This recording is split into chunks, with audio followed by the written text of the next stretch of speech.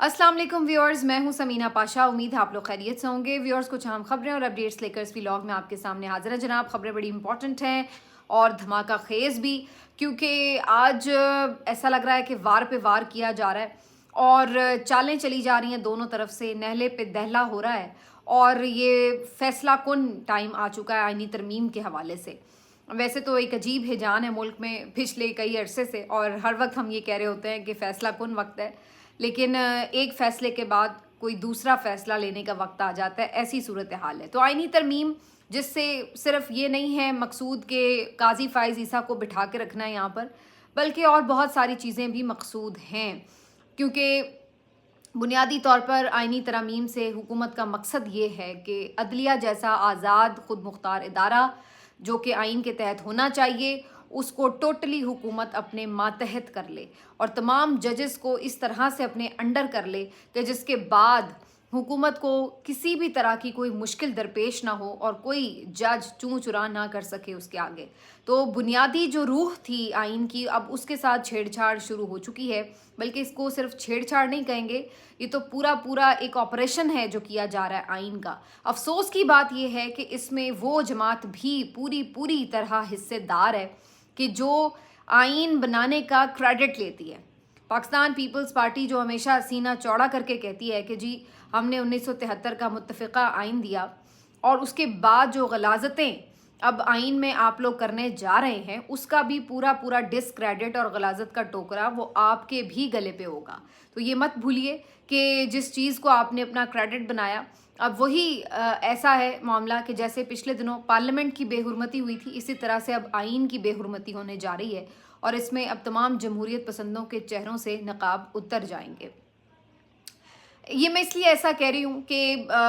Chief justice काजी फ़ाइज़ ईसा समेत तमाम जजों को आप एक्सटेंशन देने की बात करें, हाई कोर्ट के जजेस को उठा के इधर से उधर भेजने की बात करें और उसमें ख़ास टारगेट इस्लामाबाद हाई कोर्ट के जज हैं जिनको इधर उधर सूबों में फेंकना है ताकि इस्लामाबाद हाई कोर्ट में मर्ज़ी के टाउट जज भर्ती कर लिए जाएँ। फिर इसी तरह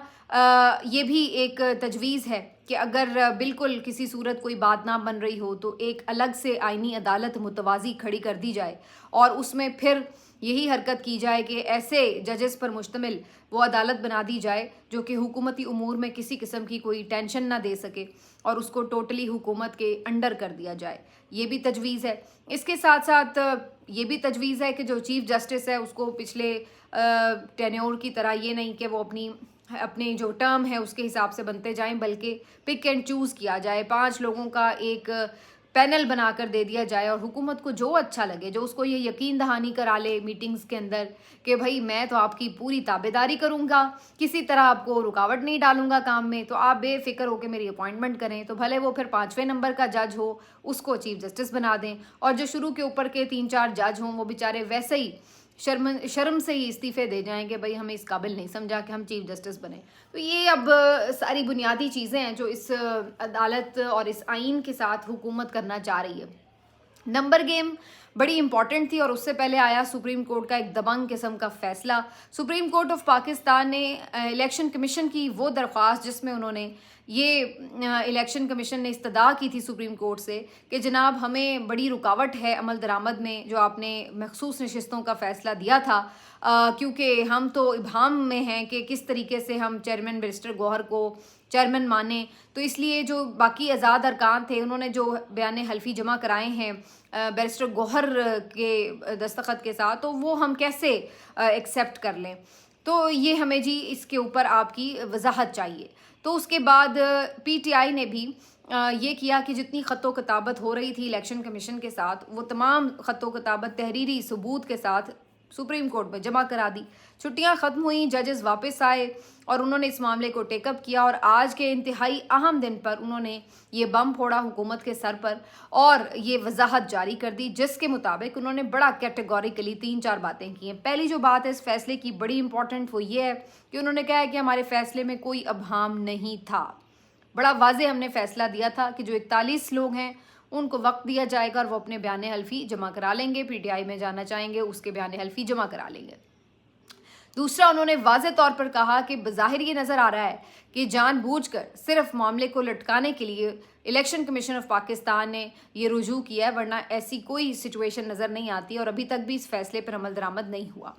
जो तीसरी बात सुप्रीम कोर्ट ऑफ पाकिस्तान में इसमें लिखी है, उन्होंने फिर वही बात दोहराई है कि पीटीआई पार्टी थी, रजिस्टर्ड पार्टी है और उसके अब लोग भी मौजूद हैं, तो फिर भी क्यों इस बारे में कंफ्यूज है इलेक्शन कमीशन के इसका चेयरमैन कौन है और जनरल सेक्रेटरी कौन है। और फिर उसके बाद अब तो सारी खतों किताबत मंजर आम पर भी आ चुकी है, जिसमें इलेक्शन कमीशन खुद बैरिस्टर गौहर को मुखातिब कर रहा है एज चेयरमैन पीटीआई उस खतो किताबत में। तो जब आप मान रहे हैं तो फिर आप सुप्रीम कोर्ट क्या लेने गए, क्यों पूछने गए कि जी हमें तो इनका चूँकि चेयरमैन का ही नहीं पता तो हम कैसे इनके बयान हल्फी एक्सेप्ट कर लें।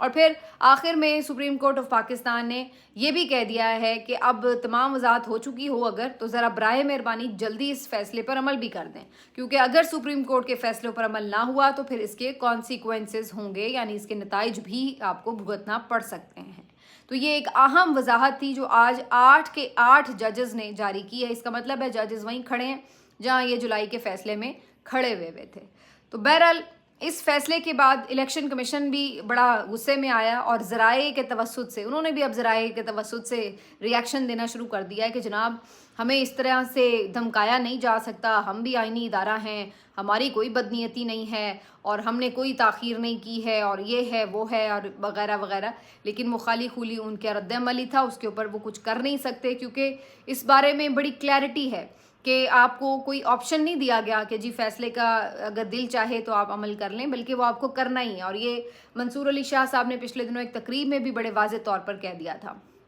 बहरहाल हुकूमत की बदनीयती की कोई लिमिट नहीं है, इनकी बेशर्मी की भी कोई लिमिट नहीं है और ये अभी भी बाज नहीं आ रहे। इन्होंने अब क्या किया है कि जी आईनी तरमीम में जो इनको प्रॉब्लम हैं अभी कुछ नंबर्स गेम की, उसमें कुछ नई चीज़ें भी अब सामने ले आए हैं और अब कहा जा रहा है कि जी पीटीआई के कुछ एमएनएस के जो दस्तखत हैं वो जाली नहीं है, तो उनको लिहाजा तस्लीम नहीं किया जाएगा। अरे भाई, अगर दस्तखत जाली नहीं थे और जाली थे और वो अपनी मर्ज़ी से शामिल नहीं हो रहे थे तो इतने दिनों से वो चुप क्यों बैठे थे? तो फजूल के तरीक़ों से अब इनकी कोशिश है कि कुछ लोगों को आज़ाद रखा जाए। अलबत्ता कुछ ये कहानी ज़रूर सामने आई है कि चंद लोग ऐसे हैं, 4-5 लोग ऐसे हैं पीटीआई के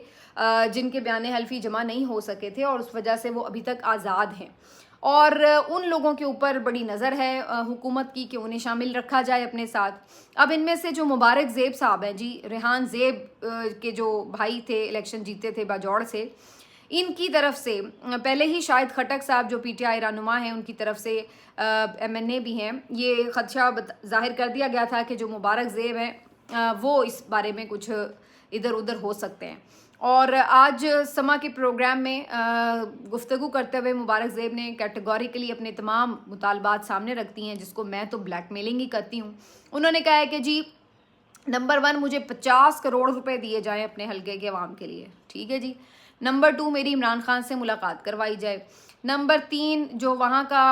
मकामी ओहदेदार है गुलज़फ़र खान, उनको भी हटाया जाए और उसके बाद एक आध उन्होंने कोई और अपने लिए डिमांड रखी है। तो 4 डिमांड्स उन्होंने रखी हैं और कहा है कि फिर अगर मेरी डिमांड्स पूरी होती हैं तो फिर तो ठीक है, अगर नहीं होती तो फिर मैं अपना फ़ैसला लेने में आज़ाद हूँ।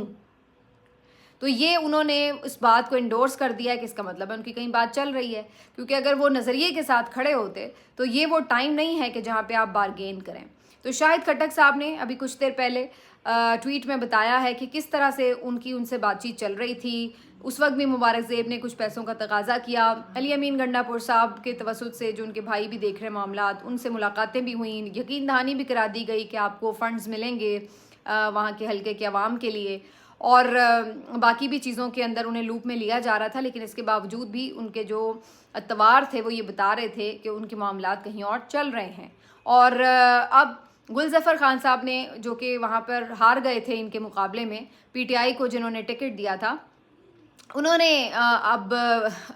बड़ा एक ऑफ़र किया ट्वीट में कि जी मैं आपके सारे मुतालबात मान लेता हूँ, बस आपने इनको वोट नहीं देना, आपको पैसे भी दे देता हूँ, 50 की बजाय 51 दे देता हूँ, इमरान खान से बढ़कर हमें कुछ नहीं है, ہمیں عمران خان کی جان عزیز ہے, ہم آپ کے سارے مطالبات میں پورے کر لیتا ہوں, پارٹی مانے نہ مانے, لیکن آپ یہ کام نہ کریں. تو یہ ان کی طرف سے ایک ایموشنل آفر ضرور ہے, لیکن سچ تو یہ ہے کہ حقیقت کھل چکی ہے کہ وہ شخص کیسے اپنی پارٹی کو بلیک میل کر رہا ہے ایک ایسے موقع پہ کہ جہاں پر ایک ایک ووٹ قیمتی ہے, اور وہاں پر آ کے آپ اس طرح کی بلیک میلنگ کریں. تو میرا خیال عمران خان صاحب اگر باہر بھی ہوتے تو وہ کہتے کہ جا بیٹا دے لے, تو جس کو چاہے ووٹ دے لے, لیکن بلیک میلنگ میں تو وہ ہمیشہ کہتے ہیں کہ نہیں آؤں گا میں, اور نہ میں کسی سے بلیک میل ہوں گا. تو بہرحال یہ ایک دو اور لوگوں کے بارے میں بھی کچھ گڑبڑ ہے, باقی 2-3 لوگوں نے ویڈیو بیان بھی جاری کر دیے کہ نہیں ہم بالکل اپنی پارٹی کے ساتھ ہیں. بہرحال جو اہم معاملہ ہے وہ یہ کہ مولانا فضل الرحمان کے جو ووٹ ہیں وہ بڑے امپورٹنٹ ہیں, قومی اسمبلی میں بھی اور سینٹ میں بھی. اور اس سلسلے میں مولانا فضل الرحمان صاحب سے آج پھر پی ٹی آئی اور حکومت دونوں نے رابطہ کیا. پہلے حکومت والے پہنچ گئے, وہاں پہ اپوزیشن والے بھی پہنچ گئے. جیسے ہی گاڑی اندر گئی پتہ چلا حکومتی وفد اندر بیٹھا ہوا ہے, وہ فوری طور پر وہیں سے پلٹ گئے, اور انہوں نے موقع دیا جب ان کا معاملہ ایک دفعہ طے ہو جائے یا جو ملاقات ہے وہ ہو جائے تو اس کے بعد پھر دوبارہ آتے ہیں. اور پھر ایسا ہی ہوا, حکومتی وفد سے ملاقات کے بعد پھر اپوزیشن کا وفد پہنچ گیا, اور اس میں بیرسٹر گوہر بھی موجود تھے, سلمان اکرم راجہ اور دیگر لوگ بھی موجود تھے, اور انہوں نے بھی ان میں میٹنگ کی. اب جو خبریں حکومتی وفد سے متعلق آ رہی ہیں وہ یہ ہیں کہ مولانا نے یہ تو کیٹیگوریکلی کہہ دیا ہے کہ جو عمر کی حد بڑھانے کی بات ہے اس میں تو وہ بالکل ساتھ نہیں دیں گے. البتہ مولانا جو باقی معاملات ہیں اس کے اوپر بات چیت کرنے کے لیے کچھ انٹرسٹڈ ضرور تھے, لیکن انہوں نے ان سے کہا کہ آپ ذرا مسودہ تو دیں, اور مسودہ کسی کے پاس تھا نہیں. تو اس کے اوپر آج کوئی زیادہ پیش رفت تو بہرحال نہیں ہوئی ابھی تک, اور بظاہر کچھ لوگ کہہ رہے ہیں کہ جو حکومتی وفد تھا وہ اتنا کوئی خوش نہیں گیا مولانا کی طرف سے. لیکن مجھے ڈاؤٹ ہے مولانا اگر اتنے ہی واضح ہوتے تو بات یہاں تک آخری رات تک آتی ہی نہ. تو اب مولانا اس بارے میں کلیئر ہیں کہ وہ ساتھ دے سکتے ہیں اگر انہیں لگا کہ کچھ بہتر یعنی ان کو سوٹ کرتی ہوئی ہیں کچھ ترامیم, اور ظاہر ہے ان کے اوپر بھی مختلف جگہوں سے رابطے بھی ہیں, باتیں بھی ہیں, سب کچھ ہے, تو وہ معاملات بھی چل رہے ہیں. اب جو حکومتی وفد کے گیا تو پھر اپوزیشن وفد دوبارہ وہاں پہنچ گیا, ان کی بھی ملاقات ہوئی. انہوں نے بھی کہا کہ جی آپ سے ہم بات چیت کرتے ہیں, جو بھی آپ کے مطالبات ہیں ان پہ بھی سنا جا سکتا ہے, لیکن آپ آئینی ترامیم میں حکومت کا ساتھ نہ دیں. تو مولانا کا رول جو ہے اس لحاظ سے بڑا امپورٹنٹ ہو گیا ہے, اور اگر مولانا اس میں ساتھ نہیں دیتے تو پھر حکومت کی جتنی بھی کاوش ہے وہ ساری رائیگاں ہو جائے گی, اور بظاہر ایسا لگ رہا ہے کہ پھر آئینی ترمیم نہیں ہو سکے گی, جو کہ کل کے روز اب موسٹ پروبیبلی ایکسپیکٹڈ ہے. اور اب اس سلسلے میں حمزہ شہباز بھی بیرون ملک سے آ چکے ہیں, سینیٹر عبدالغفور حیدری بھی آ چکے ہیں, اور باقی بھی تمام لوگوں کو کہہ دیا گیا ہے جو حکومت کے لوگ ہیں کہ جی آپ اسلام آباد کے اندر موجود رہیں. جبکہ حکومت کے اس سارے کار خیر کو روکنے کے لیے جو اپوزیشن ہے وہ بھی اپنا آخری زور لگا رہی ہے کہ کسی بھی طرح حکومت کو اس کام سے روکا جائے, کیونکہ یہ صرف بات سلمان اکرم راجہ صاحب کہتے ہیں یہ بات صرف پی ٹی آئی کی نہیں ہے کہ جی ہم نہیں چاہتے یا ہمیں سوٹ نہیں کرتا, آپ پورا آئین کے ساتھ کھلواڑ کر رہے ہیں, اور پورا جو ریاستی ڈھانچہ ہے اس کو بدلنے کے در پہ ہیں, اور اس کو اتنا کمزور کر رہے ہیں کہ آج تو آپ ہیں یہاں پر, کل کو کوئی بھی طالع آزما اسٹیبلشمنٹ اس کو بالکل اپنے انڈر ایسے جکڑ لے گی کہ پھر کسی بھی سیاسی جماعت کے لیے کوئی سپیس باقی نہیں رہے گی. اور اس وجہ سے سلمان اکرم راجہ صاحب سمجھتے ہیں کہ یہ بنیادی چھیڑ چھاڑ نہیں ہونی چاہیے. اب حکومت نے یہ بھی فیصلہ کیا ایون کہ 63A آرٹیکل جو ہے اس کو بھی آئین سے فارغ کر دیا جائے. اور یہ آرٹیکل کون سا تھا؟ جو فلور کراسنگ کو روکتا ہے, جو اس بات کا پابند بناتا ہے ممبران کو کہ آپ نے پارٹی پالیسی کے خلاف ووٹ نہیں کرنا 3-4 معاملات میں, ووٹ آف کانفیڈنس اور ووٹ آف نو کانفیڈنس کے معاملے پر, بجٹ میں, اور اس کے بعد کسی بھی آئینی ترمیم میں. یہ 3-4 معاملات ہیں جن کے اوپر جو پارٹی پالیسی ہے اس کو فالو کرنا پڑتا ہے تمام اراکین پارلیمنٹ کو. لیکن اب حکومت کو یہ نظر آ رہا ہے کہ اس طرح تو دوسری پارٹی کے بندے توڑے نہیں جا سکتے, تو اس وجہ سے اب انہوں نے سوچا ہے کہ اس کو بھی نکال باہر کرو. یہ وہ شرمناک کردار ادا کر رہی ہیں سیاسی جماعتیں جو ہمیشہ سے چھانگا مانگا کی سیاست پر یقین رکھتی ہیں. نواز شریف کا تو پورا آپ دیکھ لیں سیاسی کریئر ہی اس طرح کا ہے, چاہے وہ IJI کا اتحاد ہو, یہ چھانگا مانگا والی بات ہو, انہوں نے ہمیشہ یہی کردار ادا کیے ہیں. اور ابھی یہ جو لاسٹ PTI کی گورنمنٹ میں بھی سندھ حکومت میں جو ساری بندر بانٹ ہوئی, لین دین, خرید و فروخت ہوئی, وہ ساری یہی شاخسانہ ہے. تو اس پوری جو جس کو کہتے ہیں خریداری میں زرداری صاحب بھی اور نواز شریف صاحب بھی ملکہ رکھتے ہیں, اپنا ثانی نہیں رکھتے, اور اسی لیے یہ لوگ چاہتے ہیں کہ یہ جو ہرڈل ہے بیچ میں سے اس کو نکالا جائے. लोगों के साथ खरीदो फरोख्त की जाए और सौदा करके उनके ज़मीर ख़रीद लिए जाएं और उसके बाद आराम से जो चाहे उनका हुस्न करिश्मा साज करे। तो इसलिए ये जो आइनी रुकावट है उसको दूर तो होना चाहिए। ये है इनका असली जमहूरी चेहरा। अब आप इस बात से अंदाज़ा लगा लीजिए कि उमर अता बंदियाल साहब को ये लोग आज तक कहते हैं कि जी उन्होंने बड़ी गलत तशरीह की और रीराइट कर दिया इनको और ये कर दिया। मुझे कोई एक शख्स आके ये बता दे कि इस बात के अलावा 63A का क्या मतलब निकलता है कि भाई जो अरकान हैं वो अपनी पार्टी पॉलिसी के खिलाफ ना जाएं। इस बात का और क्या मकसद है? और जब इसका मकसद ही फ्लोर क्रॉसिंग को रोकना था तो उन्होंने जो तशरीह की उसमें उन्होंने यही बंद बांधा कि फ्लोर क्रॉसिंग ना हो सके। अरकान को पता हो कि हमारा वोट काउंट ही नहीं होना और हमने सीट से भी जाना है, तो इससे बेहतर है हम फ्लोर क्रॉस ना करें। तो इस तशरीह में क्या प्रॉब्लम है? क्या ये लोग ये चाहते थे कि तशरीह ये हो कि जी आपका वोट तो काउंट हो जाए, फिर भले आप डिसमिस हो जाएं अपनी सीट से? तो इसका मतलब है काम तो फिर हो गया, जो आपने वोट उनका ख़रीदना हो तो हो गया, फिर तो यही होगा डिस्क्वालीफाई होंगे, कोई बात नहीं, दोबारा ज़िमनी इलेक्शन में जीत जाएंगे। तो आप या फिर इस बात का आप ये मतलब चाह रहे हैं कि जी इसके अलावा मतलब मुझे समझ नहीं आती कि आर्टिकल 63A की तशरीह कौन सी हो सकती थी, क्या चाहिए हो सकती थी हुकूमत को, और इस वजह से अब ये खटक रही है कि जी आईनी तरमीम में रुकावटें बन रही हैं, लिहाजा इसको ही उठा फेंको। ये मैं आपको सिर्फ ये बता रही हूँ, होता है नहीं होता, हो भी जाएगा तो क्या है। पहले जो 2.5 साल से फस्तायत जारी है उसमें कोई मज़ीद इजाफा ही होगा, वही जारी रहेगा और क्या हो जाएगा। तो वो तो हम पहले देख रहे हैं जो मुल्क का हशर नशर हो रहा है। तो इसलिए बात सिर्फ ये नहीं है कि जी उस पर हो जाएगा तो कोई आसमान गिर पड़ेगा या कोई ज़मीन फट जाएगी या क्या हो जाएगा। वो तो पहले ही जो हमारे 2.5 साल से हालात हैं सबके सामने हैं।